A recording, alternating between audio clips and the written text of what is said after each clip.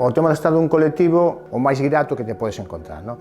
A maneira de conocer xente, de axudar, de participar, de colaborar.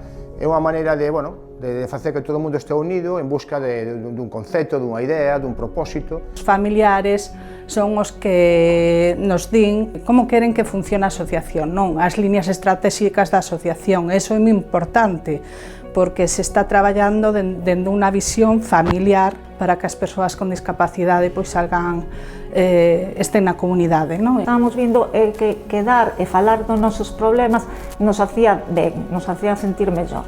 E entonces dijimos que teníamos que pelear un pouco polas injusticias que hai pola nosa enfermidade.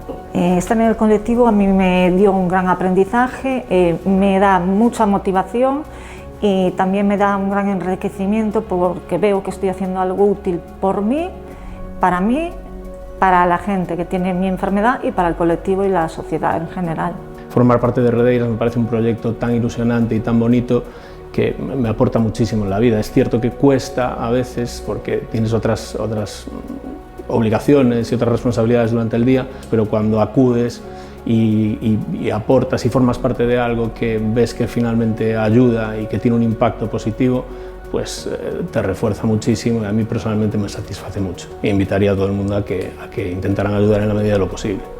A campaña Sementes de Colectivo nace co obxectivo de crear espazos de indagación colectiva, onde as asociacións do tecido asociativo de Narón poidan encontrarse e coñecerse entre elas. Esta iniciativa pon o foco nas asociacións de nova creación ou de pouco percorrido porque dende a escola detectamos que había unha necesidade de acompañalas no proceso de incorporación á vida asociativa e na incorporación á vida comunitaria.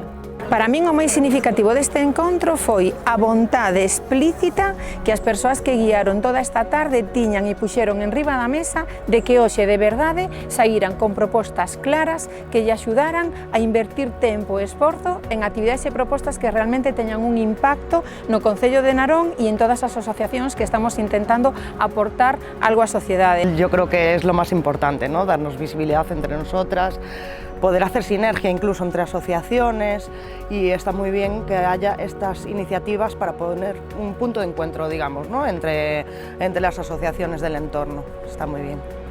La individualidad nos está haciendo menos humanos y la humanidad tiene que ser a través del fortalecimiento común. Todas y todos tenemos saberes que tenemos que compartir y tenemos que hacerlo para fortalecernos y transformar una sociedad en una sociedad más justa e inclusiva. Que se creou un foro, non? Un momento de colectividade donde se aportaron moitísimas solucións.